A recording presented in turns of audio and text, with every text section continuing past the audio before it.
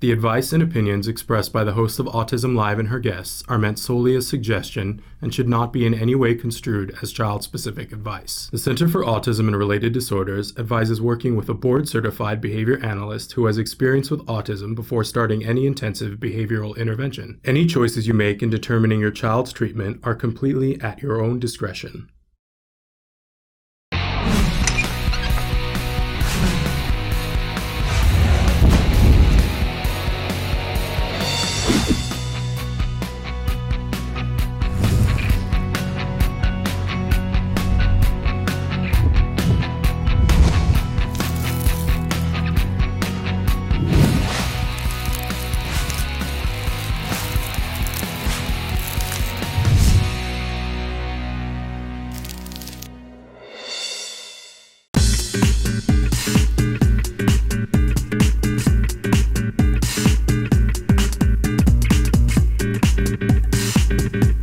And here we are with Doreen Graham-Pichet. Hi, Doreen. How are you? I'm good, thanks, Nancy. It's good to be with you this morning. Thank you. Very good to be here again. Okay. And we want to remind people that this is not, they need to talk with their own clinicians. Sure, absolutely. Welcome, everybody. It's nice to be back. And this is our usual disclaimer, I guess, at the beginning of the show where, you know, I'm very happy to answer questions today. And we have received a whole bunch of questions, as I see in front of Nancy. But the main thing for everyone to know is that I'm going to try my best to answer your questions, but there's no real way that we can give you child-specific advice because obviously I would need a lot more time with each individual and I would need to get to know the children or the people that you're writing about, and that's impossible in this sort of show. So please, when you listen to my advice, make sure that you also, if you have professionals involved, it would be, I will always recommend that you access the people around you first and try to get professionals who can actually see your child and give you face-to-face individualized advice. Otherwise, a lot of my advice is really just to guide you and to give you direction, and hopefully that will help. Okay, we're going to start with two questions from DJ Phillips at Unlocking the Key to Autism. Sure, hi DJ. Okay, yeah, hi DJ. His first question is, what do you think about fidget spinners with autistic children, which is big these days? Right, good job DJ for thinking about that. I was thinking about that myself the other day when I saw these. In fact, we actually have, you know, it's not just fidget spinners, but it's anything that can actually sort of is what we would in the old days classify as a self-stimulatory type of toy, I guess. And these are toys that allow the child to self-stimulate.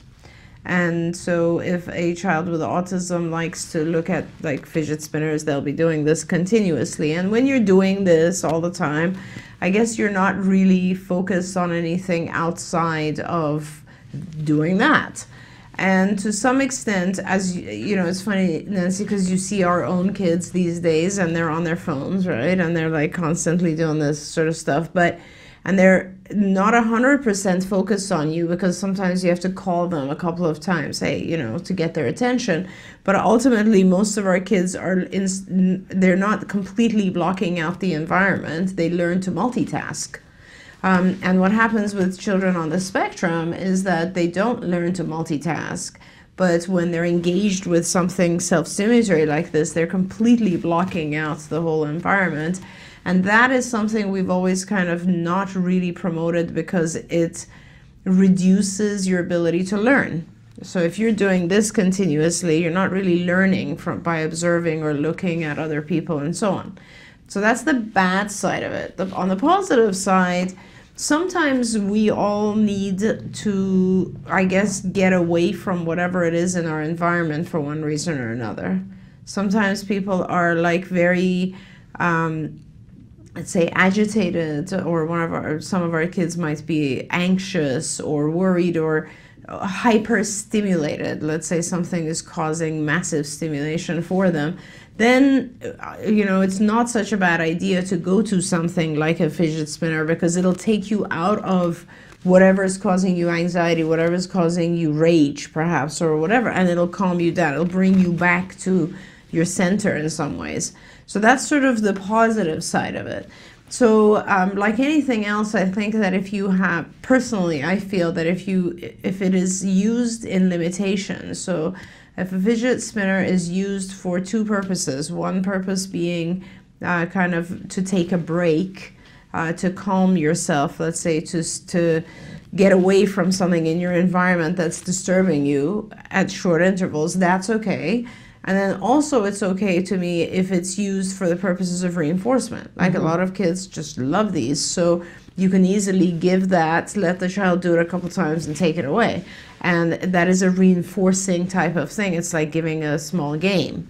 And so it's perfectly fine as long as it doesn't become obsessive in nature. Yes, because couldn't this become its own stem that Exactly, the child starts to really crave it? And Exactly. And like wanna anything stop. else that is self-stimulatory, like the toys, let's say, that have music or sound or whatever, and if a child is sitting there doing it all day long, that's no good. Right. As long as you control it and limit it and make sure that it's at short intervals, then I think it's fine. Okay. DJ's second question is, how do you get a 3-year-old severely autistic child to take medication when all he will drink is milk?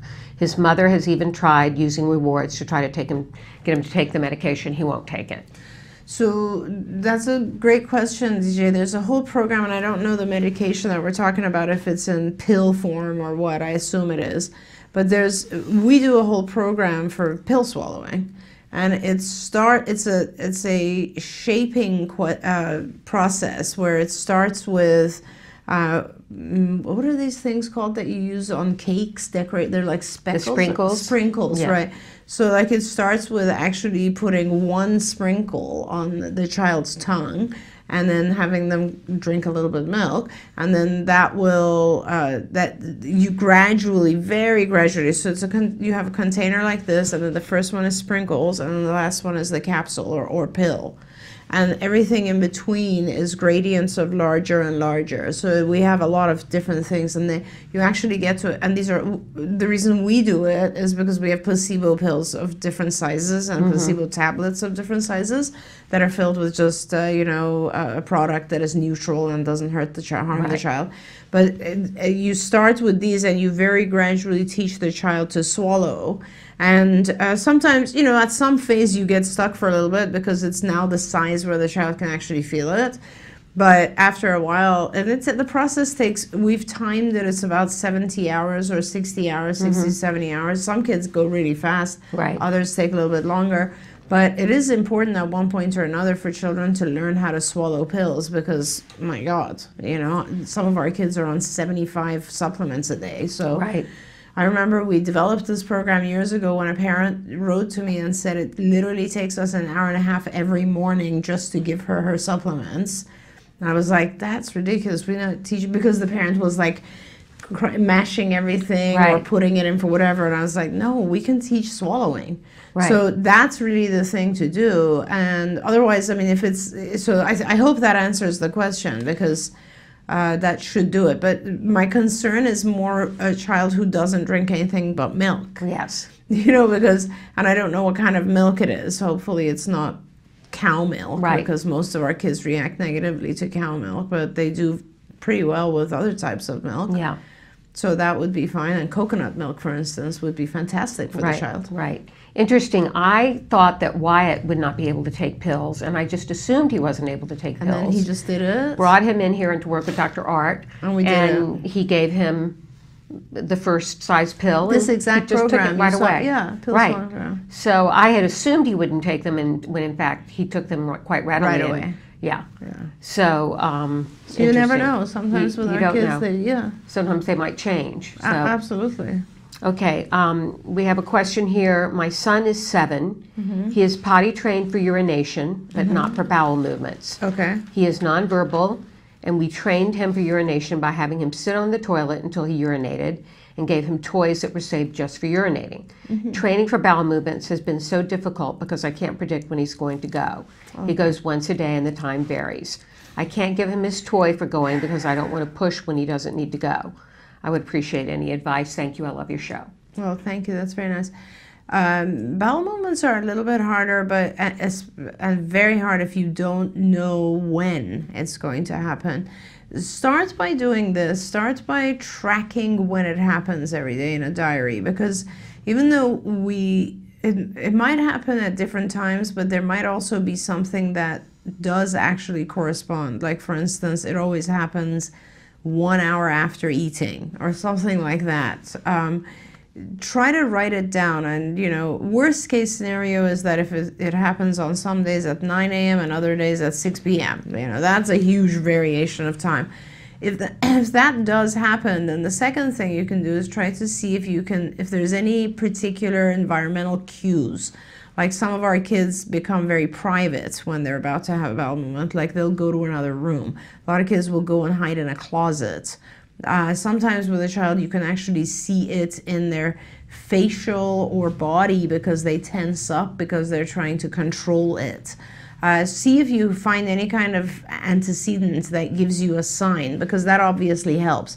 If you don't have a time frame and you don't have an antecedent, then you're just going to have to basically do the same thing you did with urination, which is have him on the toilet all day with breaks of getting up, obviously. See, when we do urination training, and I don't know what process you did, when we do toilet training, we use this process that was developed by Fox and Azrin. And basically the process is a 2-day period where the child spends the vast majority of their time on the toilet, but with a lot of breaks. Mm-hmm. So, like, you start out on the toilet, the whole bathroom is decorated, everything is there, TV, whatever. So you're pretty much living in the bathroom those 2 days, but the child gets progressively longer and longer breaks when they get off the bathroom, if they've had a success. If they haven't, then the break period is very short and the child runs around with no underwear on. That's one of the things we published on this, actually, that children tend to have accidents when you put a diaper or underwear on. When there isn't anything on, they're more likely to hold it until they get back to the toilet, which is kind of interesting. So I would recommend that you do the same procedure, and please look up Fox and Azrin toilet procedure. But what you're doing is making sure in between you are not putting a diaper or pull-ups or underwear, anything on. And you're obviously keeping an eye on the child, and you're keeping the child very close to the toilet, mm-hmm. so that as soon as it starts to happen, you pop the child on the toilet and then heavily reinforce as you did. You did the right thing, by the way, in terms of saving some reinforcers just for the process of toilet training. So that's a very, very good thing, and that's what you'll have to do again. You know, in the old days when we didn't know, this is before we knew how much gastrointestinal issues are involved with kids. Like, we're talking the 70s and 80s. What we used to do is we literally used to give the child stool softeners, so that or laxatives even, mm-hmm. so that they would have a day where they are going very frequently. Right. So many of our kids had constipation issues in the 80s.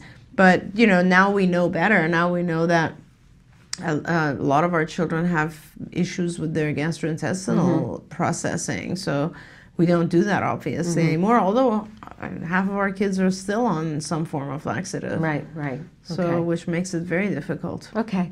All right, we're going to take a brief break, and we'll be back with more questions. Great. So stay with us. Thank you.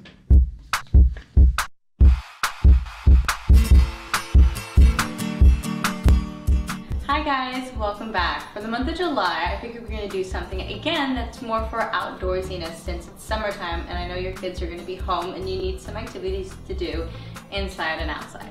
So for July, I figured we'd make a lantern. So let's get started. The materials you'll be needing are wax paper, an iron, crayons, scissors, popsicle sticks, pencil sharpener, a glue gun, and tape. What I did first is that I have my iron heating on medium heat, okay? Make sure you keep this far away from your child because I won't want them to get hurt. Next thing I want to do is I'm going to take my wax paper and I'm going to make 4 sheets. I'm going to cut out a thing that's about 12 inches long, okay?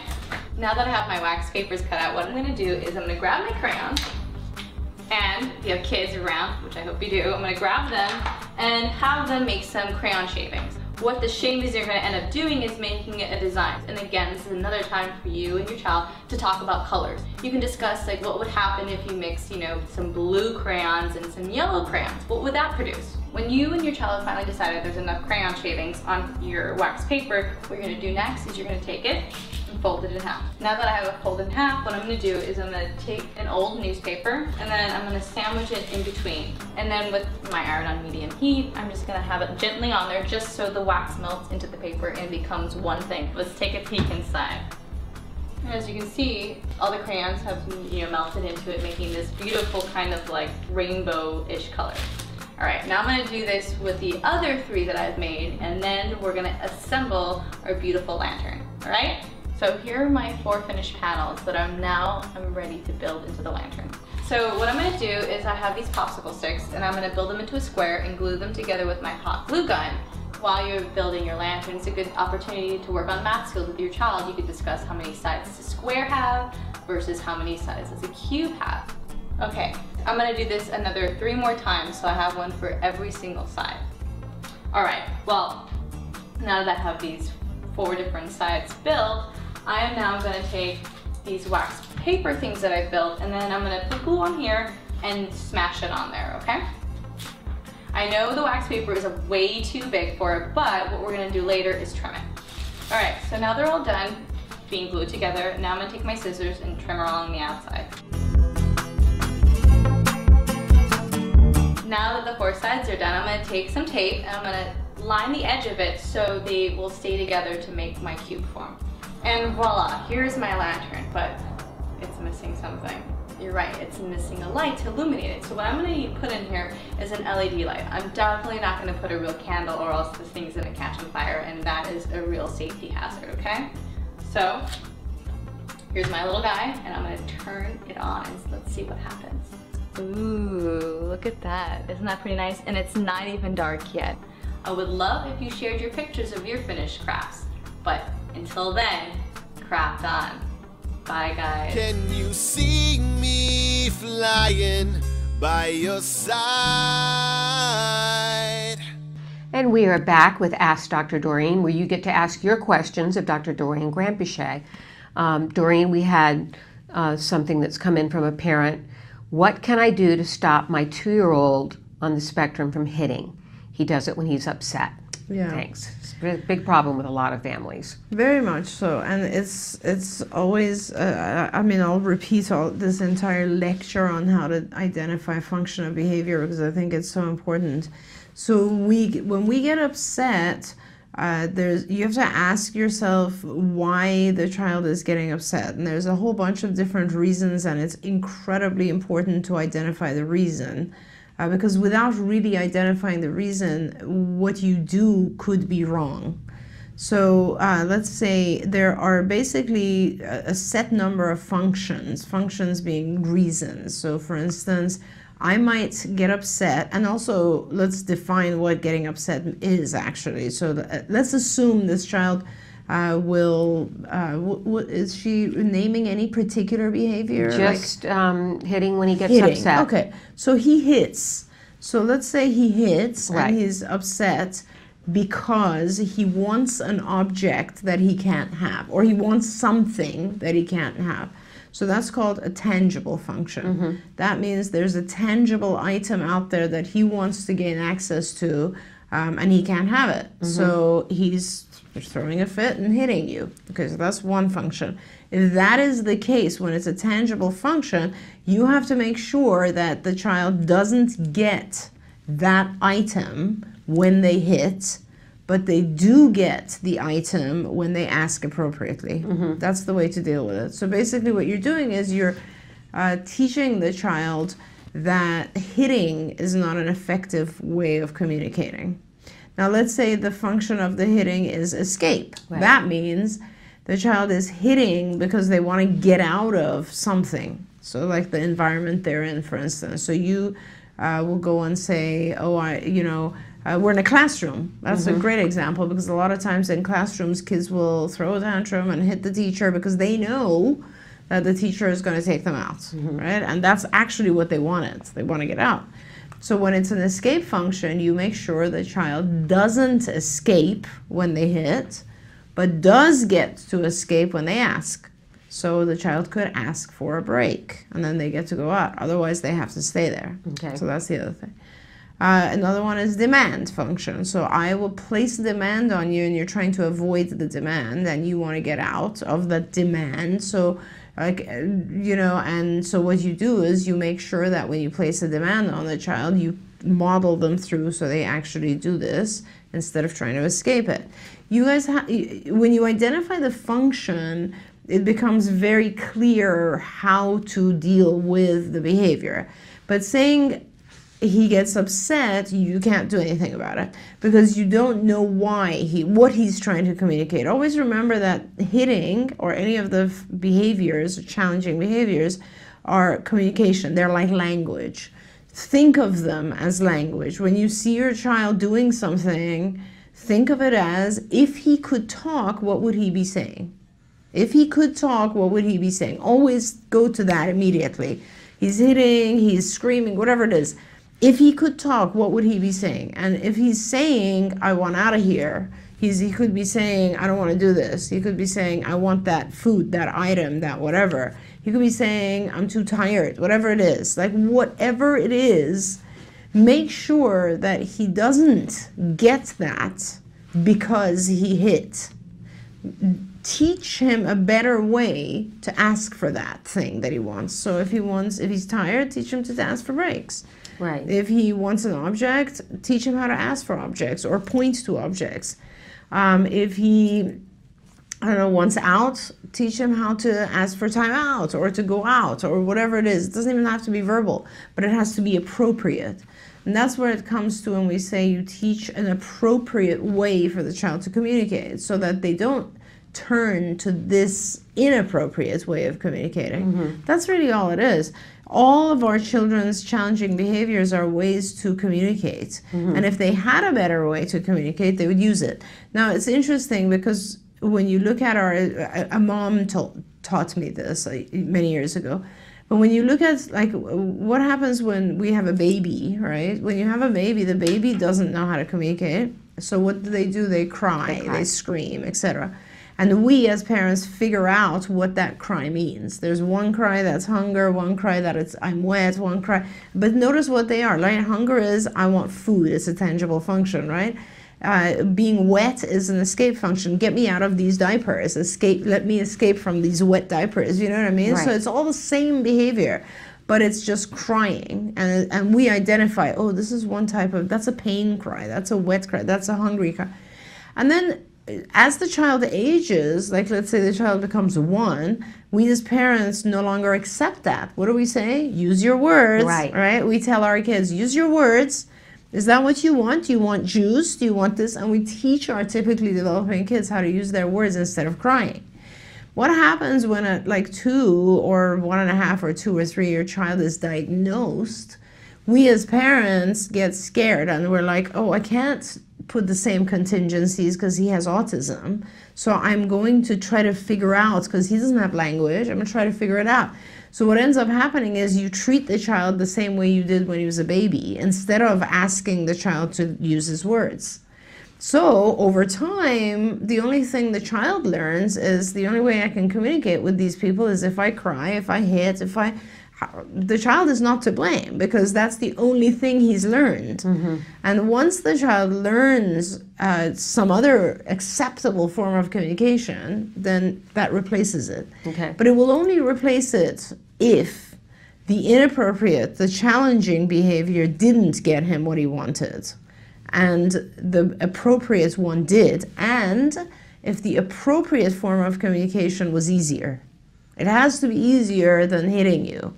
It has to be faster. Like, throwing a tantrum is pretty exhausting for a child, you know?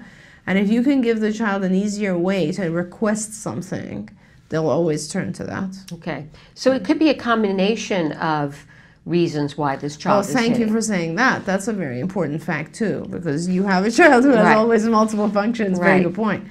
So it's not always simple. It's not always like, oh, I hit because I wanted that object. Sometimes it's, I hit because I wanted that object, but I also enjoy the attention I get when you come and try to take care of me. Okay. Attention is another function. And so, yes, often it's multiple functions, and it's very hard to get rid of behaviors that have multiple functions, because you really do need to kind of prevent both functions. So like in that case, you would want to make sure the child doesn't get the object and doesn't get attention. So that's a very important fact. And so, you know, to figure out what the function of the behavior is for your child, either it's really obvious, like you are looking at the child and you take something away and the child tantrums, or it's not obvious, in which case I recommend that you try to get a behavior analyst in there to do a functional assessment. Functional assessments are very important. And once you have the functional assessment, then the treatment plan is very obvious, because there's only so many treatments that go with each function. By the way, if you go on Skills, which is our database, and it is www.skillsforautism.com. On Skills, there's a section that says BIP Builder and CIFA, C-I-F-A, and CIFA stands for Cards Indirect Functional Assessment.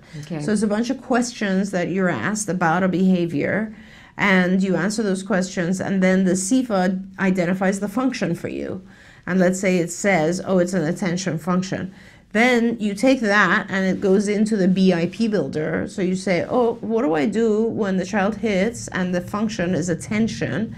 Then BIP Builder gives you a whole ton of solutions and says, these are the things you can do when it's an attention function.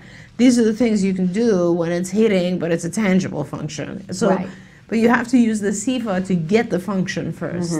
Okay. Also, how can I encourage functional play?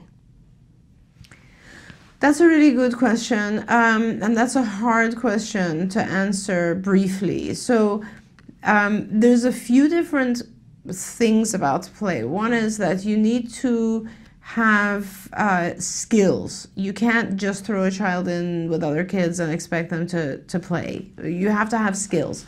And the skills are varied. There's a huge number of skills involved in play. It starts with being able to look at other kids, like realistically. Some of our kids are so involved in their own universe that they don't even give eye contact to someone else. So it starts with that. It starts with just being able to attend to other kids. So that would be one skill. And as I always say, and Shannon always says here, the thing about ABA that makes it work is that you break things apart into very small segments, and you work on each one, and you don't try to do it all at once. You teach the skills first and then you bring it together. And a lot of times it just becomes very difficult because our kids are older and they're in the environment already, and our time with them. If it was in an experimental setting where we had the child all day long, we could teach them pretty much anything, but we don't.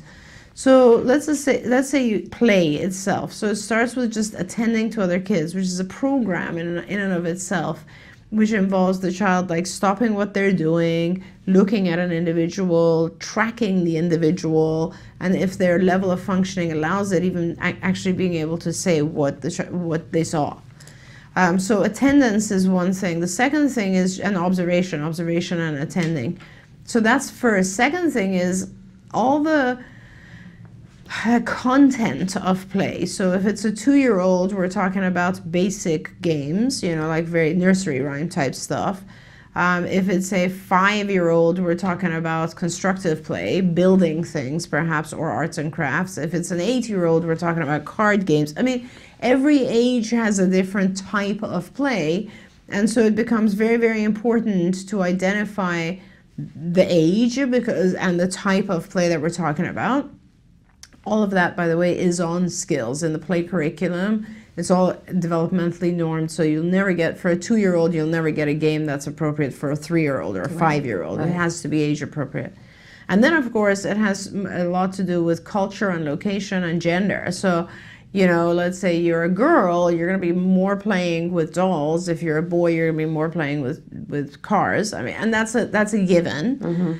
And then the second thing is just kind of location and culture. So, you know, some schools a lot of the play that occurs has musical activities just because they've set up the school and the environment that way. Some schools or some activities, like if you have if you have a play group at someone's home, it really depends on what is set up. Like the parents may have set up, oh, this is going to be a swimming party, or this is going to be we're going to have hide and seek type games, or we're going to have whatever it is, right?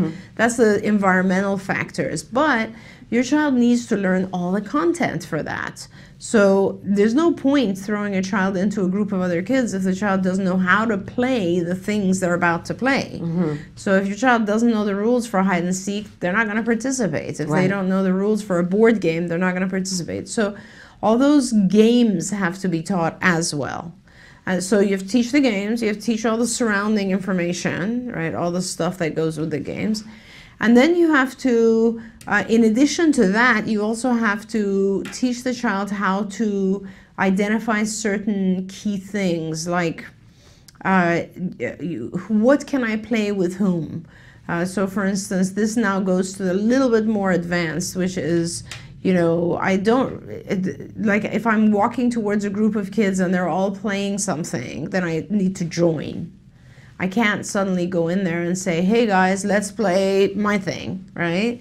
If I'm walking towards one other person, do I know this person?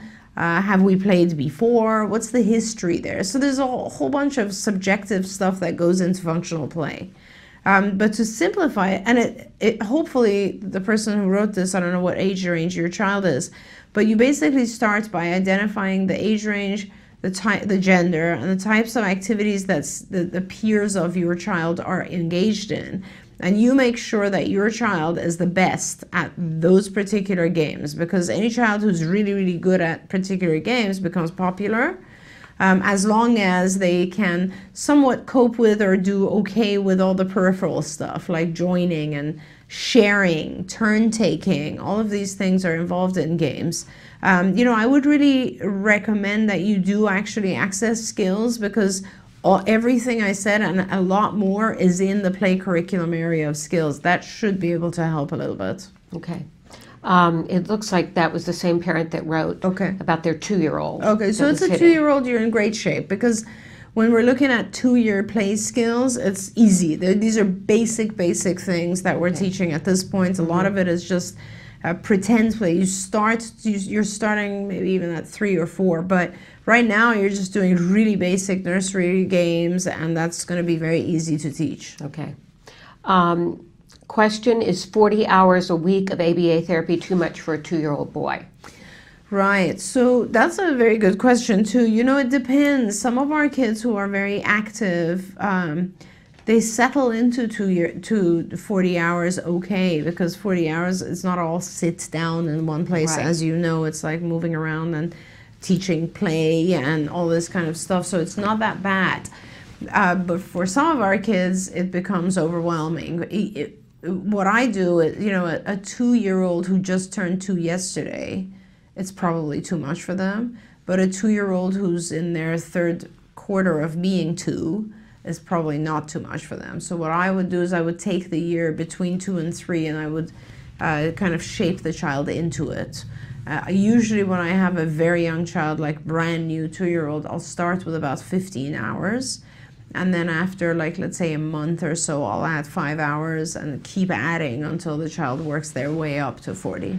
And how long would they be at the 40 hours? So the research says that the 40 hours is, so far the research has shown that the 40 hours should be occurring all the way through for at least 2 years, if not more. Okay. From my personal experience, 40 hours is great, and honestly 50 hours is great, and 60 is great. Really? You could do, absolutely. I mean, when parents could afford it, we would do all day long, right? So Nancy, the funny thing is that I was telling Shannon this a few months ago. All of this is dependent on one really important study that came and then was replicated multiple times. But the very beginning study was, of course, the Lovas study. Right. And that was 1987. And people always say past that 40 hours. It wasn't 40 hours. It was 40 hours of time that we did, the therapists at UCLA did. what was recommended was all waking hours. The reason we said 40 hours was because we said parents go to work 40 hours a week. So when the parents are working, we're doing the therapy, and that's 40 hours. So we, as professionals or paraprofessionals, would do 40 hours, and parents would do another 20, 30 hours when they came home on the weekends and so on and so forth. So when parents, in cases where it's all been like very, very wealthy families who are able to afford it, we don't do 40 hours, we do all waking hours. So it's from the time the child wakes up ideally, and you know this to be true. Like if there's a really good behavior analyst with your child, or a behavioral therapist, technician who's trained with your child from the time they wake up to the time they sleep, obviously the child's going to learn a ton more. There's no end to how much they can learn. The issue is that, unfortunately, we don't have research published that shows all waking hours is really what's intended. And so a lot of the funding agencies are reducing it. We also don't have a lot of research that looks at the kids past 2.5 years. Because it's very hard to have a cohort of kids that you're tracking for 2.5 years. So now all the funding agencies come back and say, oh, well, the research shows you're supposed to do 40 hours for 2.5 years, or 2 to 3 years, but nothing past that. We all know that past that it's still effective. We just can't prove it because we haven't done the research to show. And we really should. But it's just so incredibly difficult to track kids for that period of time. Now, having said that, every child is different, and the 40 hours, so the whole concept of the 40 hours, or the whatever, every waking hours, the intensive ABA, is to do as much of it as you need for that child. So that's the ideal. And you're supposed to be looking at the trajectory of growth. So when the child gets to the point where they're learning just as fast as they're aging, or maybe they're even learning faster than they're aging, then you can start fading your hours, because now, as Lovas used to say, they've learned to learn. They're learning to learn from their environment. They'll learn even when you're not teaching them. That's the key, because if they don't learn unless you're in their face, you're always going to have to do therapy, right? But if they start to pay attention to other things, then they're going to keep learning, and you will cut out the therapy and they'll still keep improving. That's the thing about it. So, but it's always a priority. When you look at 40 hours of ABA, then you can't have school and 40 hours of ABA. It becomes very difficult. And the world has said, oh, we need to put our kids in school. But in reality, and things are changing right now, it's interesting, this current time frame of life, a lot of kids are doing in-home schooling or online schooling, which is very personal, like it's individualized. And that is very, very different. But we still have requirements, so a lot of our kids spend an incredible amount of time doing like math and English. And it's maybe never going to be functional for them. Never. They're never going to use it. So I would much rather, of course, use that time for our kids to teach them daily living skills, like using money, going out, shopping, taking care of themselves, chores, washing themselves, making food for themselves, all the things they need to survive later. Job skills, you know what I mean? We're talking about why he was 15. We should actually be working with him already on teaching him some form of pre-vocational skills, because once he is at an age where he's going to want to find a job, it's going to take longer to teach him. We want to make sure he's ready to go. And there's so much school that takes up time. So it's like it's impossible to do that. And there's no funding anymore as he ages. And so the system is still faulty. The correct system would allow us at a much younger age to start teaching the kids the stuff they need. And not necessarily, geography. Like, why does he need to know geography? The practical application of that is like how much are they going to use that in their adult life, Exactly. Or any of our kids for that matter, but especially our kids on the spectrum, Okay, so the short answer is 40 hours a week of ABA therapy too much for a 2-year-old boy? Is absolutely not. Not, exactly. Okay. All right, we'll take another quick break and we'll be back with more of Ask Dr. Doreen. Hi, I'm Yvonne Johansson, and this is My Little House.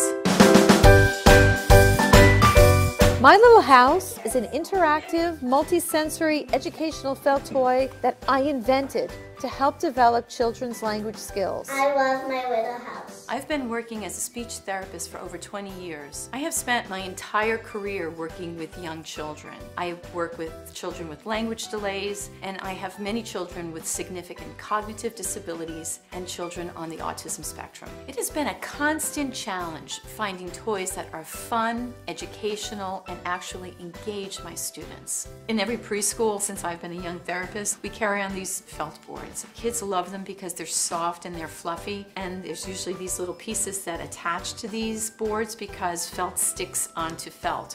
You bring them into the activity because they're putting a piece on the board. So it's almost kind of like magic. So then I just thought, wouldn't it be great if I could just take this one-dimensional board and make it into an actual three-dimensional toy? How cool would that be? That's the idea behind My Little House. You can spread it out flat like a 4-panel felt board, or here's the cool part. In the blink of an eye, My Little House easily converts into a 3-dimensional reversible house. This is the outside. This is the inside. My Little House comes with 36 felt cutout pieces that match outlines in 8 colorful rooms. And they're felt, so they stick.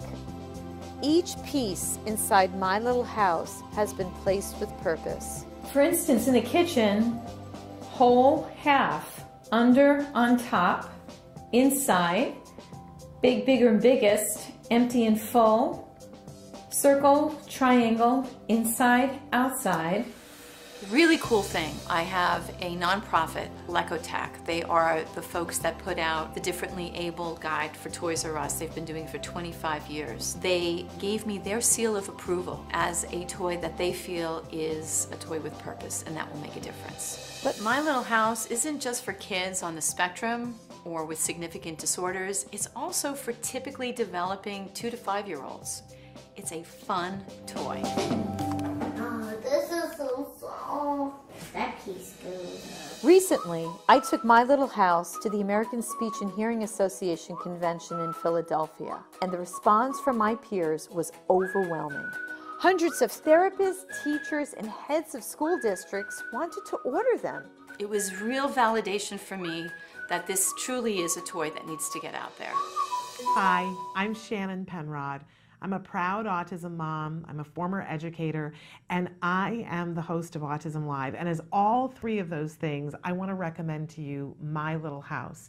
This is one of the smartest toys I have ever seen for teaching language to kids who have emerging language. Whether they're on the autism spectrum or completely neurotypical, it's a great, fun, reinforcing toy, but it's especially great for our kids that are on the autism spectrum because it makes learning fun and it makes it tactile. They have these felt shapes and they get to match them up. And I'm telling you, even the adults love to play with this. We loved this toy so much that we wanted to be able to bring it to you at a great discount. So right now, if you will go to www.smartfelttoys, and when you get to the coupon code, put in a-live.com,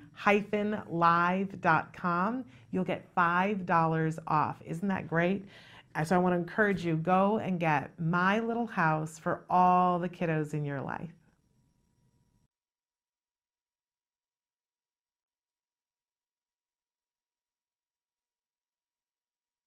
And we are back with more of Ask Dr. Doreen, which is your chance to ask Dr. Doreen Graham-Pichet your questions about your child's behavior.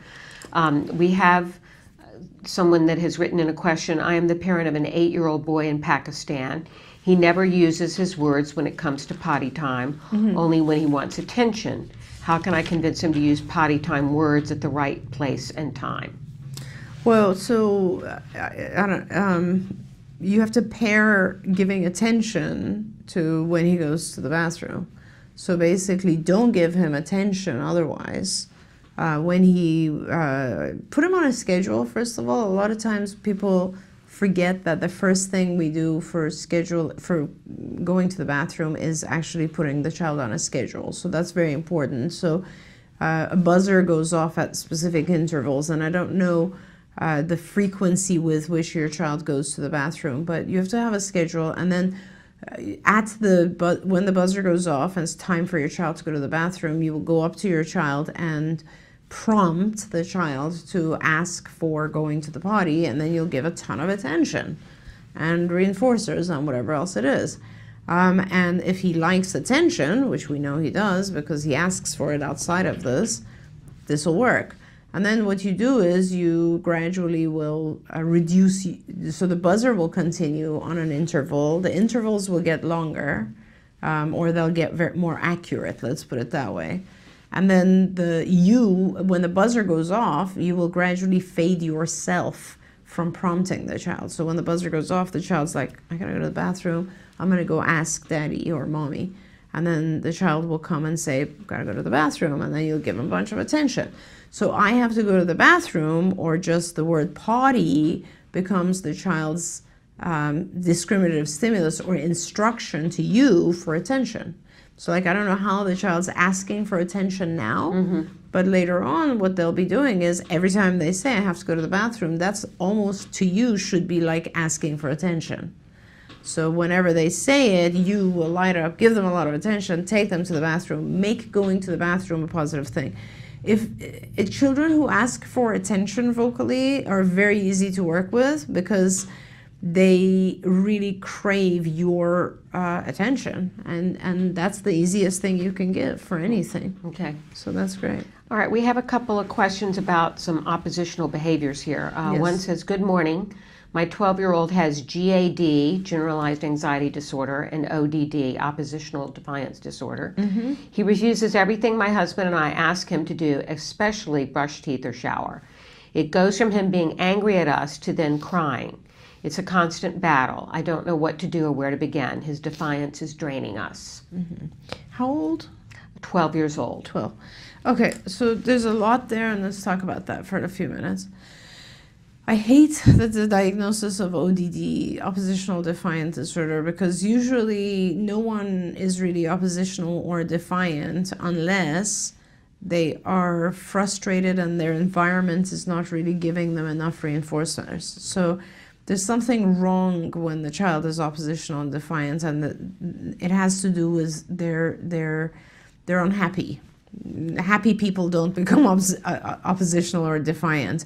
So there's something causing that. And generalized anxiety, of course, is really important that you identify kind of how you can help the anxiety. I'm not sure if the child is on medication or, these two other things, even on their own, generalized anxiety and ODD are both very incredible, massive diagnoses on their own. And now to have generalized anxiety and ODD and autism all at the same time, we're talking about a hot mess. Like you have so much going on here.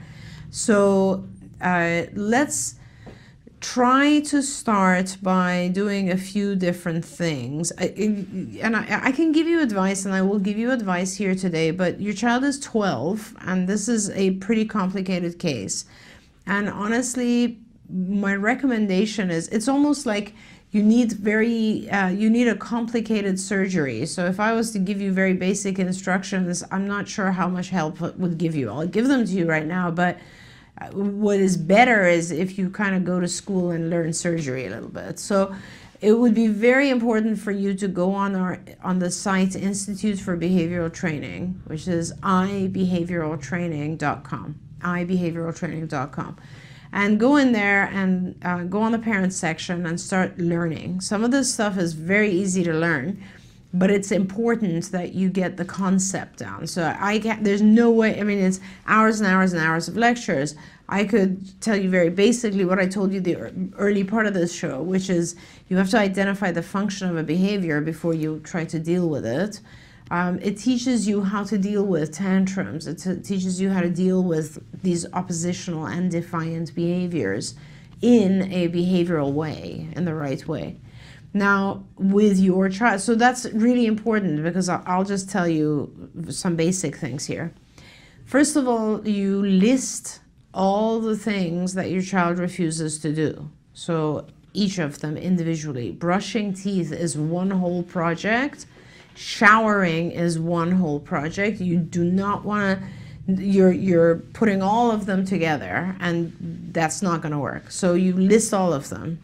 So, and it might end up being 25 things. Right. Like, you know, he doesn't want to wake up. He doesn't want to get dressed. He doesn't want to brush his teeth. He doesn't want to shower. He doesn't want to come to the breakfast. I don't know what they are, but list them all out. And you are going to pick the easiest to start with. So the one that is probably the easiest to change. And you are, let's just say it's going to be, I don't know, whichever one it is, and you're going to have a whole bunch of these. One by that, and what you've identified is just the topography of the behavior. You've described what the behavior is, but you don't know what the function is. So now you have all that list of behaviors, right? And so all of the things that he is refusing to brush teeth, is refusing. What does he do when he refuses? I assume he tantrums, he screams, cries, I don't know what it is. And so now you write that next to it. What is the actual topography? What is he doing? Like he's kicking, he's hitting, he's tantruming, he's whatever it is. Now you have a little bit more information. So let's say I tell him to go brush teeth, and he will scream and cry and tantrum. So what is he doing? He's avoiding brushing teeth. Great. So we have a little bit more information. Now the question is why? Why is he avoiding? So that's now trying to figure out the function. Some of our kids avoid brushing teeth because they don't like the feeling of something in their mouth, like a toothbrush. Some of our kids don't like the taste of their toothpaste. Some of our kids don't want to go to the bathroom alone. Some of our kids don't know all the steps in order. So I don't know what it is, but you have to figure out why he's trying to avoid brushing teeth. It also could be because he enjoys causing you to freak out. So that could be one reason as well, is that he's just saying no, because when he says no, you go into a frizzy and he enjoys that. Would that be getting attention? That would be getting attention.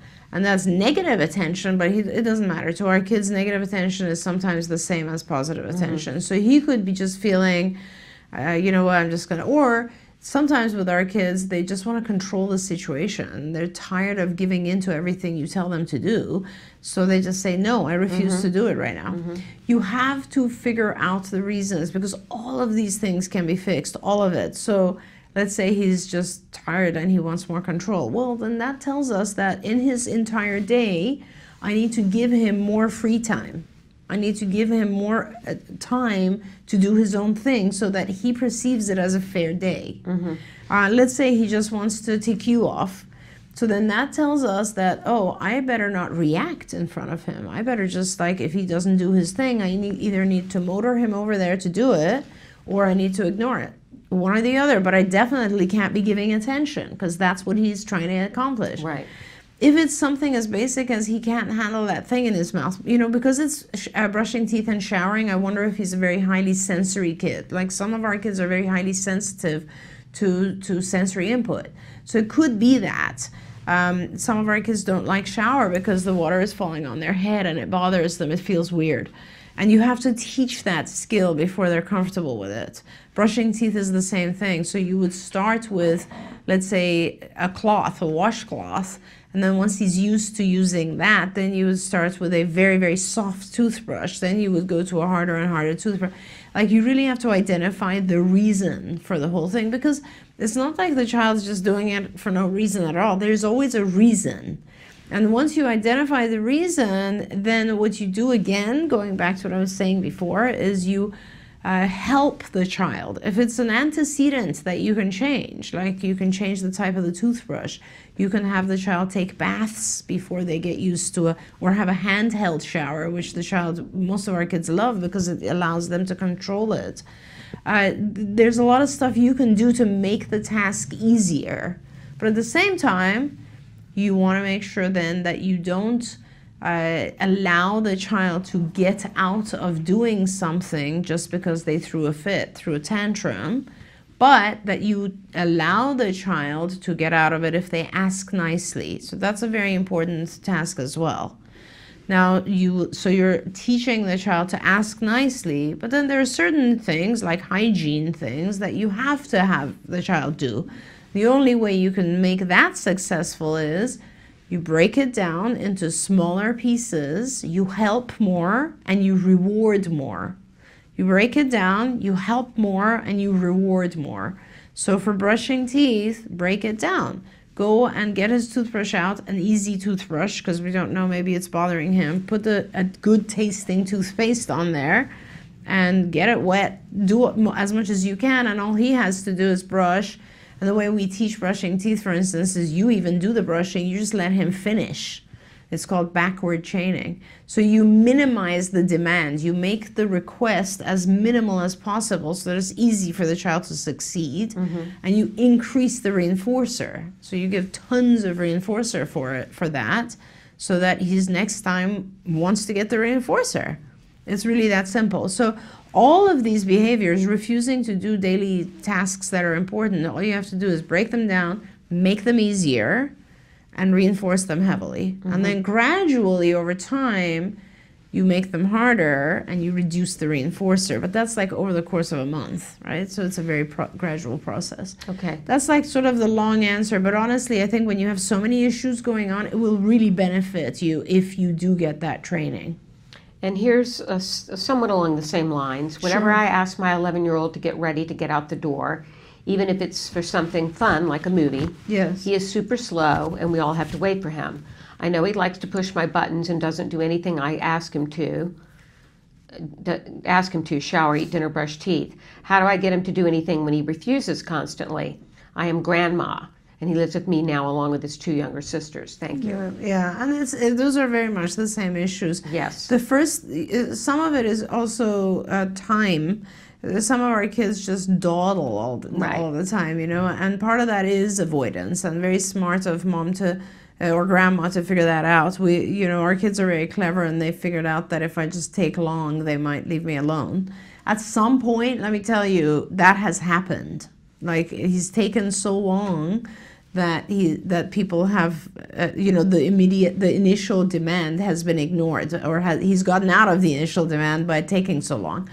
These types of things, you really benefit if you have some behavior therapists in the home, because they then try to teach the child to speed things up. They do what I just said, which is they reduce the task demand, they increase the reinforcer, and they gradually reverse it.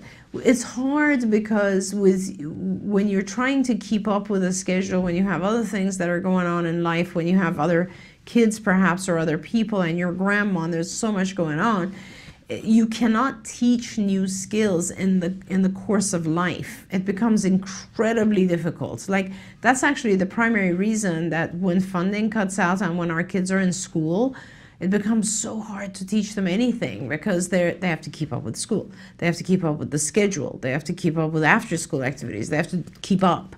And so we never have pure time to work on these particular issues. If you had pure time to work on just the issue of, like, go get ready, then he would get really good at that task and he would become fluent. A lot of our kids are not fluent with tasks, or they just prefer to do something else.